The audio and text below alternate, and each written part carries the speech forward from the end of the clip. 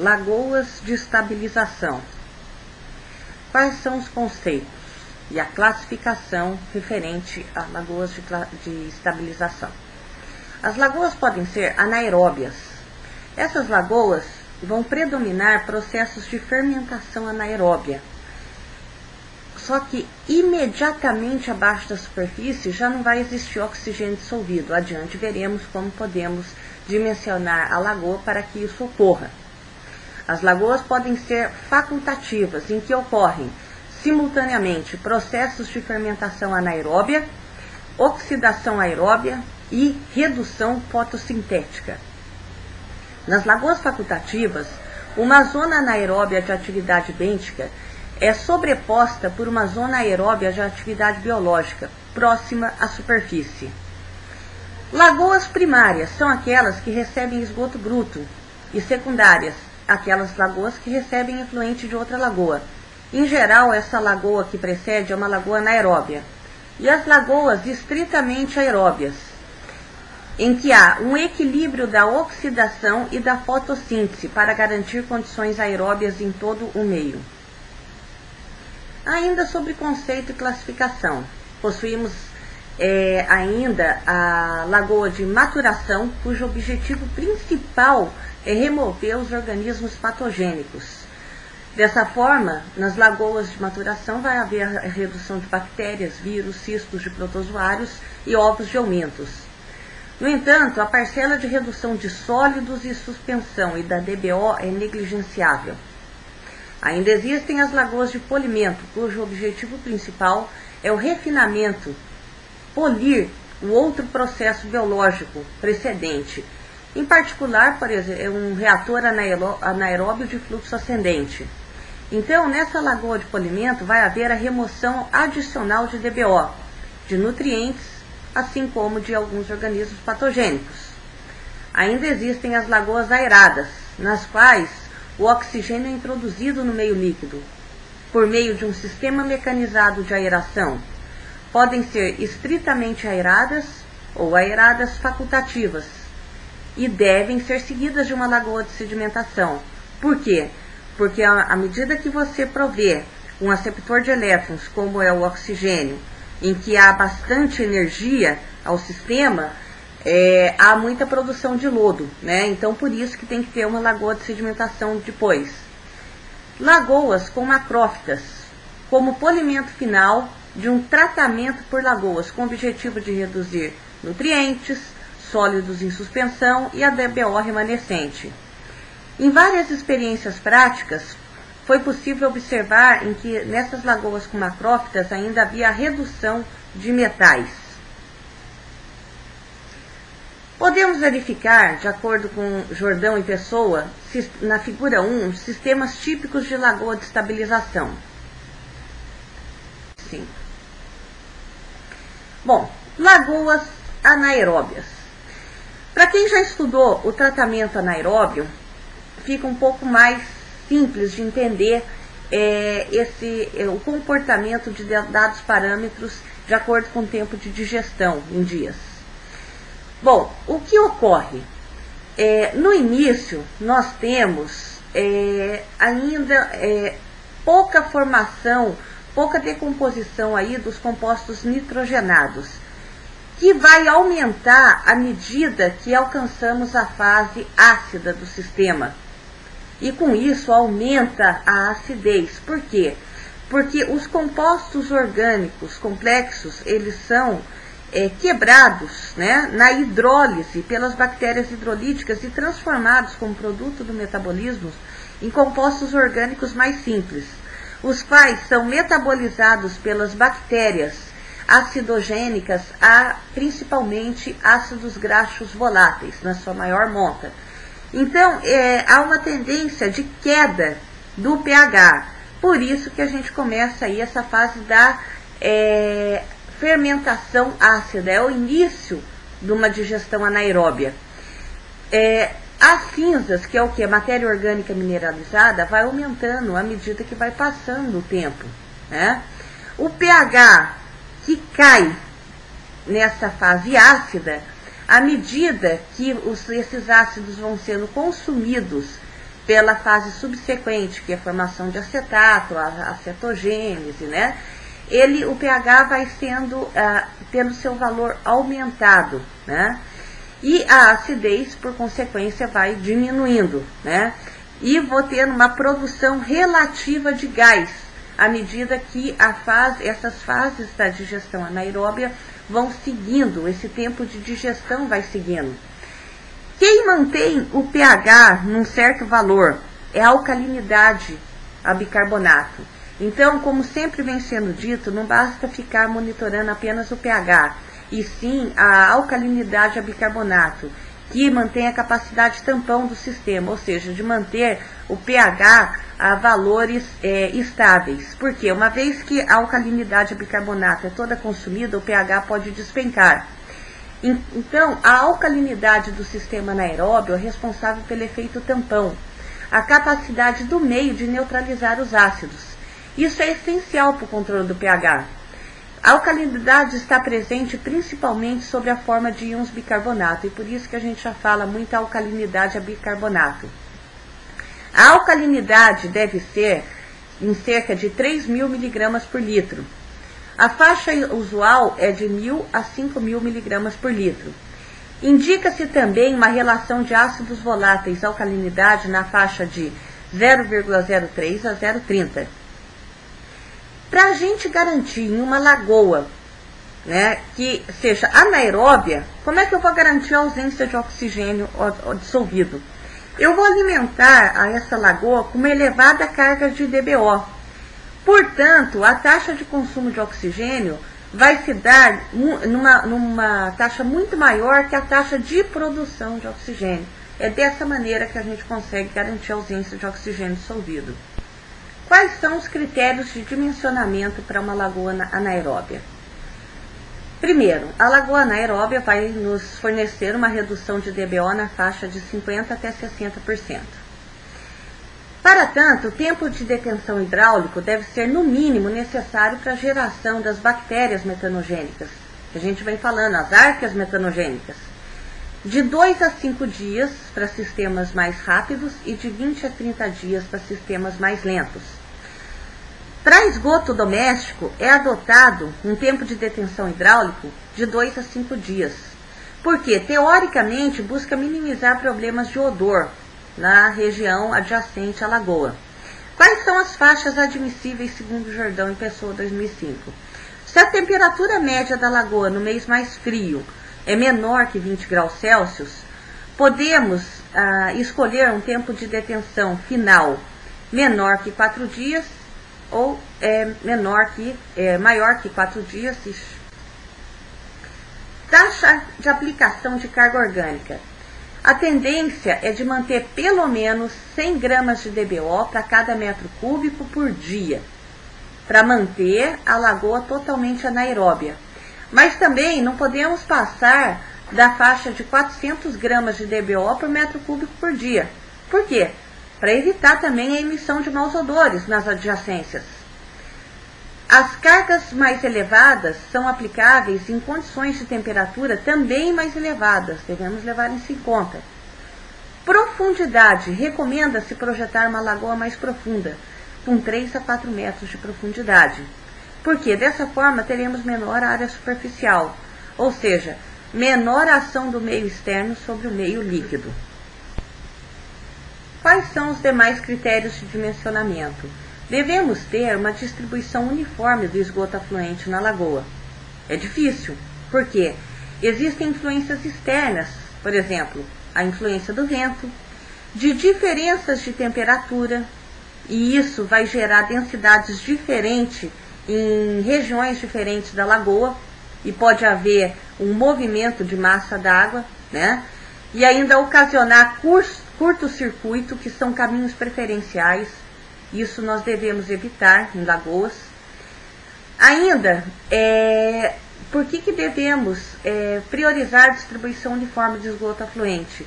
Para evitar a deposição irregular de sólidos na entrada, né? E também para evitar a redução do tempo de detenção hidráulico, uma vez que possa haver curto-circuito. O curto-circuito vai caracterizar por alguns filetes de água com um tempo de detenção hidráulico menor do que aquele que foi projetado. Então, como que devemos fazer isso no projeto? Projetando entradas e saídas múltiplas, né?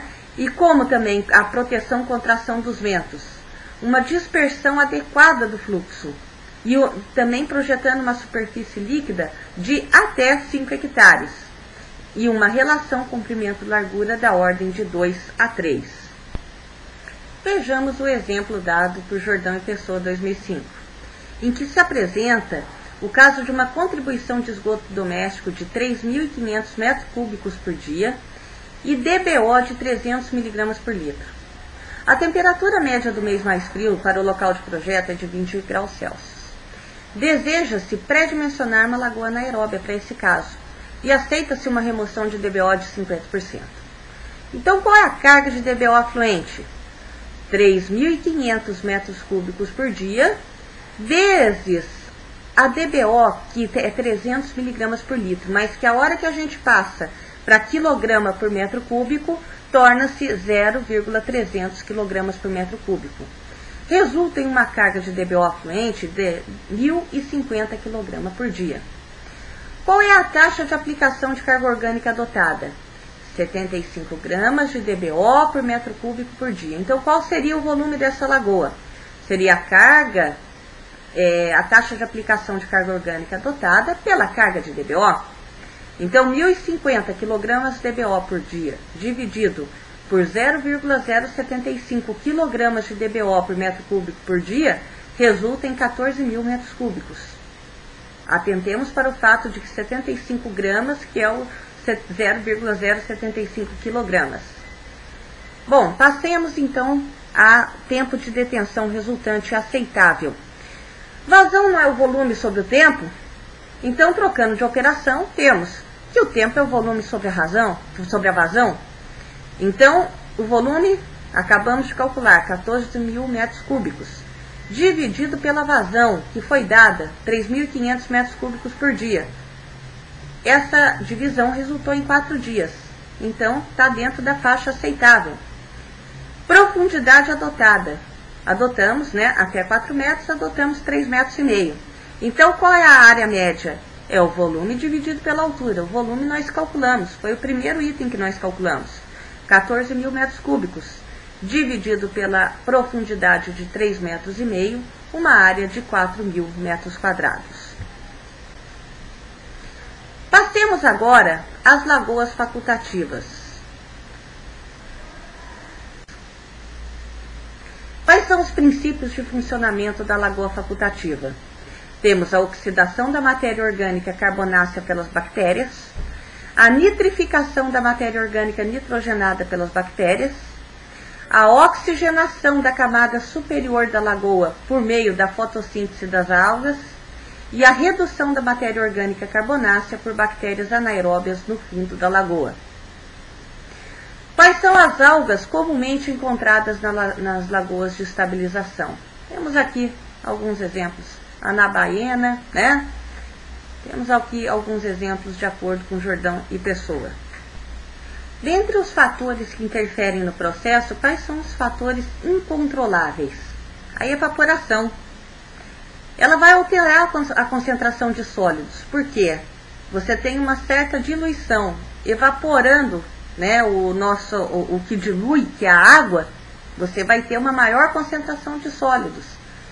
Vai alterar a concentração da matéria orgânica e dos elementos presentes, sendo passível de haver modificações. Modificações em quê? No equilíbrio biológico ou até mesmo do equilíbrio hidráulico.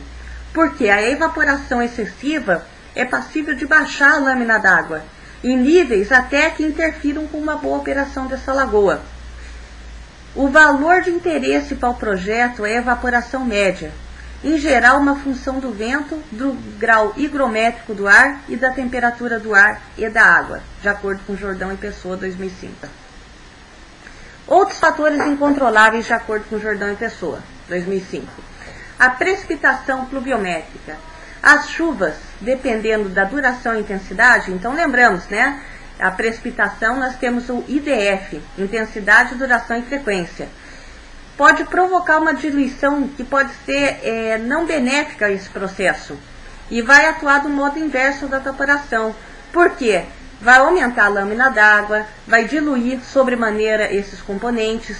Então, para o projeto, nós temos que conhecer a precipitação média. A temperatura é o fator mais atuante, porque ele tem relacionamento com outros fatores importantes, como a radiação solar. E a gente sabe que a radiação solar fornece o que, junto com o esgoto, é fonte de energia e de luz para as bactérias, para a atividade microbiológica. A atividade microbiológica é sobremaneira afetada pela temperatura do meio, assim como a velocidade da fotossíntese, que é uma das fontes de oxigênio para a lagoa, e a velocidade, conforme foi dito, do metabolismo dos organismos. Temperaturas mais elevadas também são obtidas condições mais favoráveis para uma melhor eficiência do processo. A equação de Van Hoff-Arrhenius vai descrever a relação tempo de detenção-temperatura, conforme descrito por Jordão e Pessoa 2005. A relação do tempo de detenção à temperatura T sobre o T0, que é o tempo de detenção à temperatura T0, é igual a θ, que é uma constante para a variação da temperatura, admitida igual a 1,085 para lagoas facultativas, multiplicado pela diferença entre essas temperaturas T e T0. No projeto, relaciona-se temperatura média do corpo da lagoa, ou T, como temperatura da camada superficial, com a temperatura do ar, TAR, de acordo com dados disponíveis de outras lagoas. Por exemplo, em uma lagoa experimental de Campina Grande, de acordo com Jordão e Pessoa 2005, foi obtida essa equação. T é igual a 10,966 mais 0,611 vezes a temperatura do ar.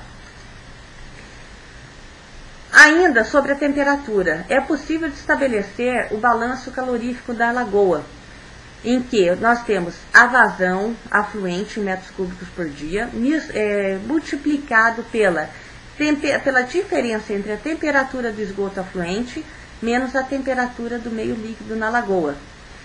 É igual à área superficial da lagoa, em metros quadrados, vezes um fator F, que é um coeficiente que relaciona a transferência de calor ar-água, né?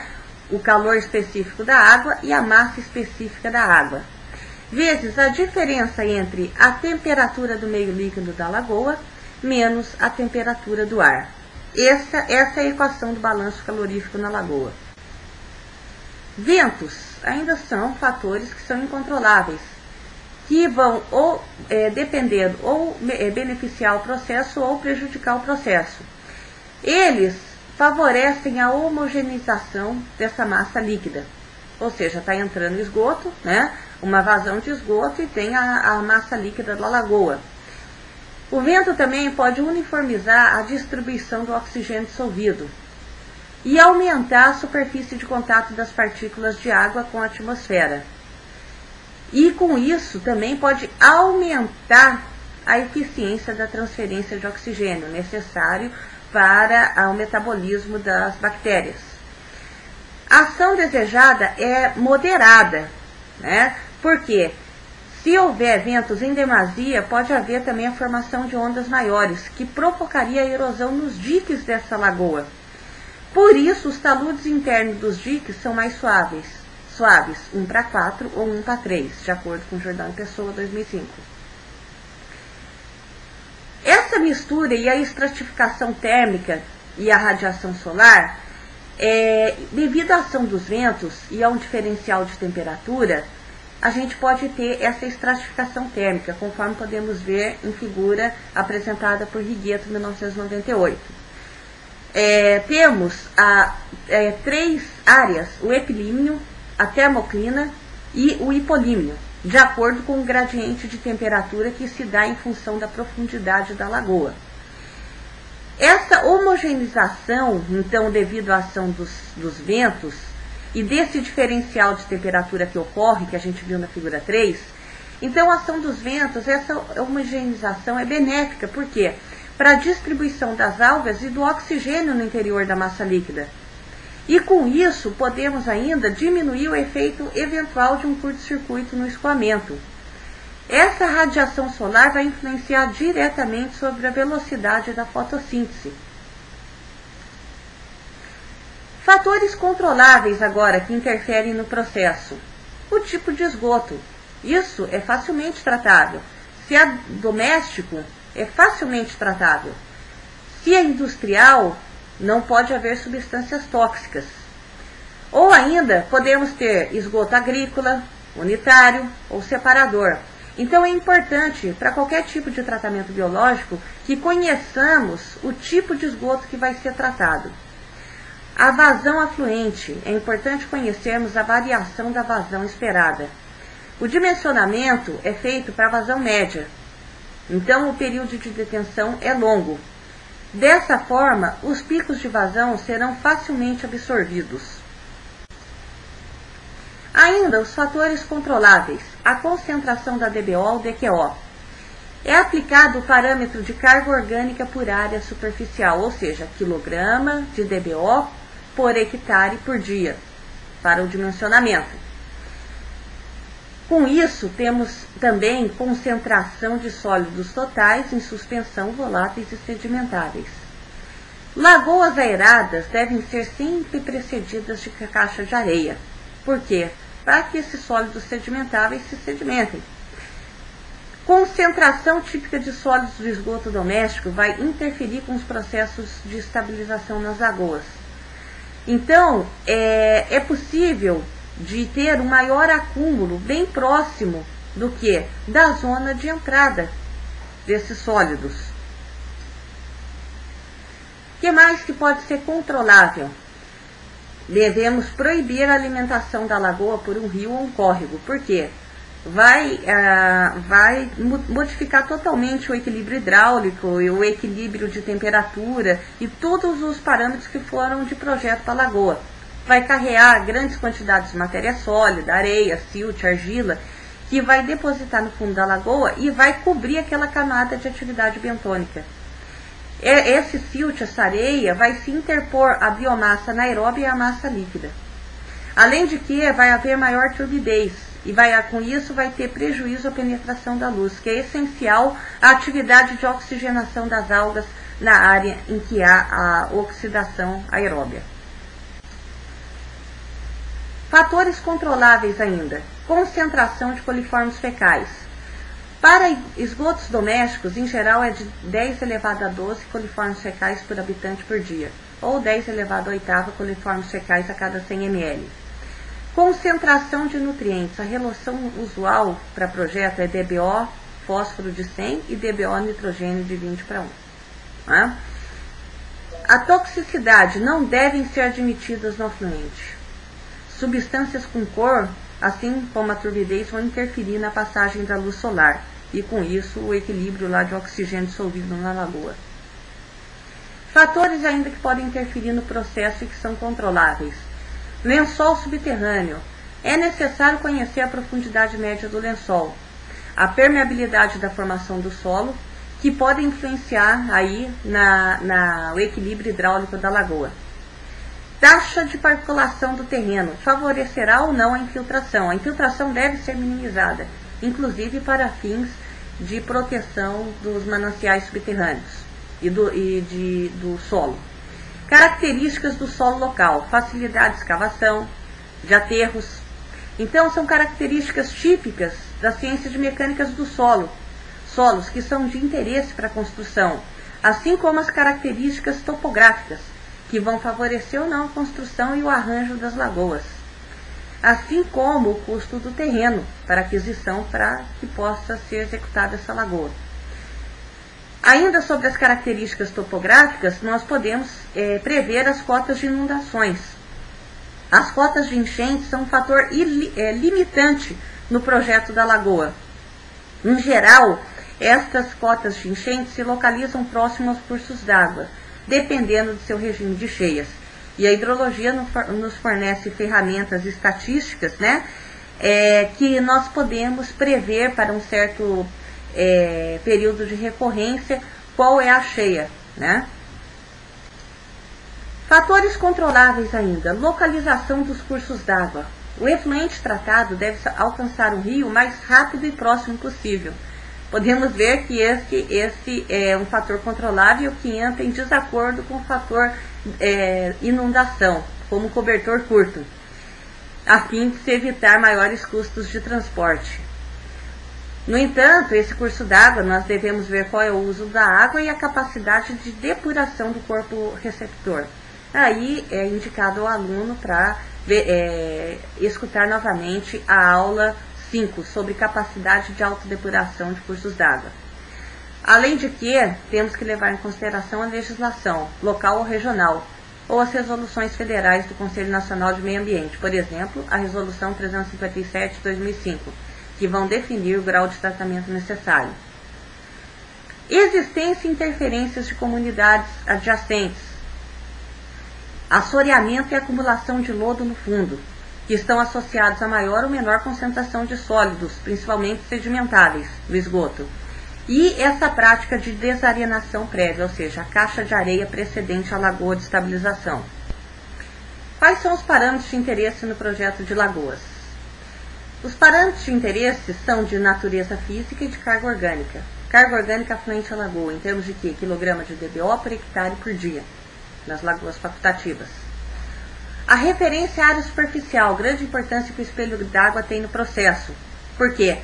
O espelho d'água vai nos fornecer a área de incidência da luz solar, dessa radiação solar, onde vai se processar a oxigenação pela ação fotossintética das algas. É comum ver-se este parâmetro referido em termos do quê? De população equivalente por hectare por dia, como nós podemos ver na tabela fornecida por Jordão e Pessoa. Então, por exemplo, para uma taxa de aplicação menor que 10 kg de DBO por hectare por dia, seria uma população equivalente menor que 200 habitantes por hectare. Um tempo de detenção maior que 200 dias, as condições locais, regiões muito frias com cobertura esporádicas de gelo, temperatura baixa e cobertura variável de nuvens. A terceira linha, podemos ver uma taxa de aplicação de 50 a 150 kg de DBO por hectare por dia, que equivale a uma população de 1.000 a 3.000 habitantes por hectare. O tempo de detenção de 100 a 33 dias e pode ser usado em regiões temperadas a semitropicais, cobertura de gelo ocasional sem cobertura de nuvens prolongadas. E por último, mais conhecido das nossas regiões tropicais, sol e temperatura uniformemente distribuídos, sem coberturas de nuvens sazonais, podemos usar uma taxa de aplicação de 100 a 350 kg de DBO por hectare por dia, que equivale a uma população de 3.000 a 7.000 habitantes por hectare, e tempos de detenção menores podem ser usados. Parâmetros de natureza física. Área superficial da lagoa. A. Área sujeita à iluminação, ou seja, radiação solar, e a ação do vento. Também essa ação do vento e a diferença de densidade ocasionada pela diferença da radiação solar que vem em decorrência da turbidez, causa efeito indesejado dos curtos-circuitos e da reentrância ou de zonas mortas, áreas sem circulação no interior da lagoa, que devem ser evitadas.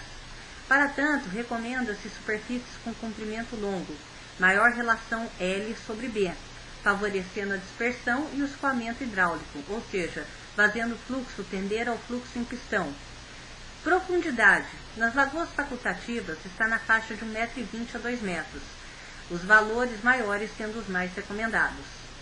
Equilíbrio hidráulico, sendo que A, vazão afluente, QE, vazão efluente, P, precipitação, E, evaporação, I, infiltração, sendo que a infiltração pode ser controlada pela colocação de uma camada de argila de 10 a 20 cm de espessura.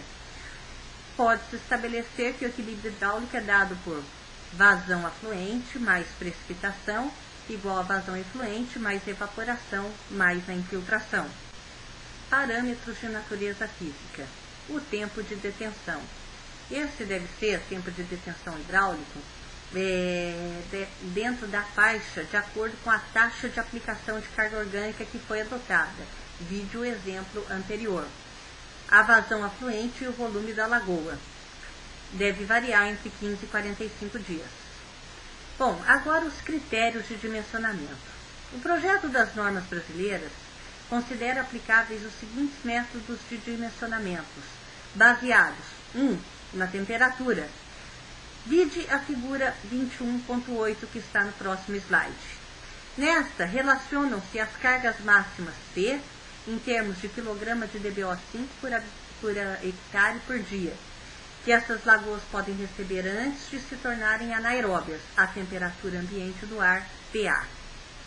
Outro critério, outro método de dimensionamento pode se basear na taxa de aplicação superficial de carga orgânica. Aí nós veremos a tabela 21.4, que também está no próximo slide. É um critério empírico, é baseado na experiência, é indicativo e vai indicar faixas de valores de carregamento da lagoa em termos de quilogramas de DBO por hectare por dia. Vejamos então a figura 21.8, que é o método de dimensionamento com base na temperatura, e a tabela 21.4, que é o método de dimensionamento com base na taxa de aplicação superficial de carga orgânica. Podemos verificar no gráfico de carga aplicada em função da temperatura alguns parâmetros. A temperatura no eixo X, de 0 a 30 graus Celsius. No eixo Y, temos a carga em quilograma de DBO por hectare. É a carga de DBO por área para a remoção de 90% dessa carga em função da temperatura. O que podemos observar? Que existe uma primeira linha em que a profundidade da lagoa em metros é de 2,25 metros. Uma segunda em que a profundidade é 2 metros. E uma terceira, essa segunda de 2 metros, e uma terceira de 1,75 m. Tudo isso para 7 dias de tempo de detenção. Bom, o que podemos verificar, por exemplo? Se tivermos, aqui 1,75 novamente, se tivermos a uma temperatura de 20 graus Celsius para uma profundidade de 2 metros da lagoa, poderemos aplicar uma carga orgânica de cerca de quase 165 kg de DBO por hectare. Então, esse ábaco nos ajuda em muito. Na tabela 21.4, podemos, então, pelo outro método de dimensionamento, pela taxa de aplicação superficial. Se o inverno for quente e elevada insolação, pode-se aplicar de 240 a 350 kg de DBO por hectare por dia. Em locais de inverno e insolação moderados, de 120 a 240 kg de DBO5 por hectare por dia. Já em inverno e insolação moderados. Inverno frio e baixa insolação, de 100 a 180 kg de DBO por hectare por dia.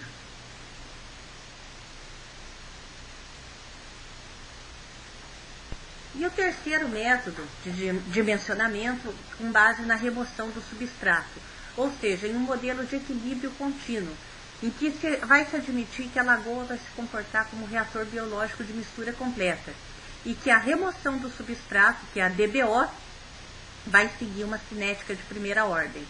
Então, S0 seria a DBO afluente, miligramas por litro, SE, a DBO efluente, que seria solúvel em miligramas por litro, igual a DBO 5 em qualquer ponto do meio líquido, uma vez que se admite a lagoa operando sob regime de mistura completa. K, uma constante de degradação global em dia -1 para a temperatura T do meio líquido. P, o tempo de detenção em dias. V, volume da lagoa em metros cúbicos. Q, vazão em metros cúbicos por dia. E a partir desses parâmetros, podemos ver no slide seguinte que as seguintes relações se aplicam.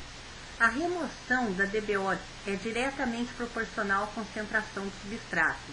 Isso nos leva que a variação do substrato no tempo é igual a K, que é a constante de degradação, vezes essa concentração do substrato. Logo, o balanço de massa no entorno da lagoa vai ser dado pelo volume, vezes essa variação do substrato no tempo, é a vazão vezes o substrato, a entrada, da DBO na lagoa, vezes a vazão, menos a vazão vezes a saída dessa concentração de DBO que sai da lagoa, menos a variação nesse substrato, que é dado por K, que é a taxa de degradação vezes S vezes o volume da lagoa. Se eu quero uma condição de equilíbrio contínuo, é isso que eu estou considerando, a variação do substrato no tempo vai ser nula. Então, vazão vezes essa variação de substrato, que é inicial menos a final, ou seja, S0 menos SE, vai ser igual a taxa de degradação K vezes S substrato vezes o volume da lagoa, né? Colocando esse dS/dt igual a zero naquele balanço de massa no entorno da lagoa. Isso resulta que S0 menos SE vai ser K vezes S vezes T. Ué, de onde surgiu esse T? Volume dividido pela vazão. Passei a vazão que tinha a operação de multiplicação pela divisão no segundo termo, né? Então, S igual a SE. Bom, e assim a gente tem que SE é igual a S0 sobre KT, K vezes T mais 1. A constante de degradação, por exemplo, von Sperling fala em 0,40 dia menos 1, para as lagoas facultativas primárias. Temos também que K é igual a K0 vezes 1,085 elevado a T menos T0, para correção do K em outras temperaturas que não sejam em 20 graus Celsius. A seguinte faixa K poderia ser indicada para lagoas em regime de mistura completa a 20 graus Celsius, em lagoas primárias 0,30 a 0,40 dia menos 1, e lagoas secundárias 0,20 a 0,30 dia menos 1. E ainda existe mais um critério de dimensionamento, nos fatores de dispersão. No caso de lagoas de estabilização, os fatores relacionados a escoamento hidráulico, ocorrência de curtos-circuitos, dispersão apresentam muita influência em relação à eficiência do sistema. Então, nós temos essas equações que relacionam o substrato sobre o substrato de saída, em que nós temos alguns coeficientes A, D e D que a gente tem com relação ao dimensionamento, ao projeto da lagoa. D igual a 1, lagoas retangulares x igual a 2 entre 2 e 4, D igual a 0,24 a 0,5, depende muito da geometria da lagoa. X é a relação de comprimento-largura, ou seja, L sobre B. E temos as demais fórmulas representadas no canto esquerdo inferior desse slide. Lagoas em série, sistema australiano. A área resultante da soma das áreas superficiais das duas lagoas em série é menor do que seria a área de uma única lagoa facultativa equivalente. Por quê? Porque o afluente à lagoa facultativa já teria sofrido uma remoção de DBO de no mínimo 50% na lagoa anaeróbia. A primeira lagoa sendo anaeróbia favorece que exista uma melhor capacidade de absorção de alguma eventual carga de choque que possa ser afluente, ou seja, um excesso de DBO, um excesso de DQO. A acumulação de sólidos se dá primeiramente na lagoa anaeróbia, que é mais profunda, e vai favorecer esse aspecto. Lagoas de maturação. Elas são usadas, segundo Jordão e Pessoa, ao final de um sistema clássico de lagoas de estabilização. E através dela, objetiva-se a melhoria da qualidade do efluente anteriormente tratado. Por meio de quê? Pela redução de organismos patogênicos, em especial os coliformes fecais. Na verdade, considera-se aspectos de proteção da saúde pública, objetivando-se a diminuição da concentração de vírus, bactérias, cistos de protozoários, ovos de eumintos nos corpos d'água, e com isso a subsequente redução das doenças de veiculação hídrica. Referências bibliográficas, Jordão e Pessoa, 2005, Tratamento de esgotos domésticos, da editora Abyss.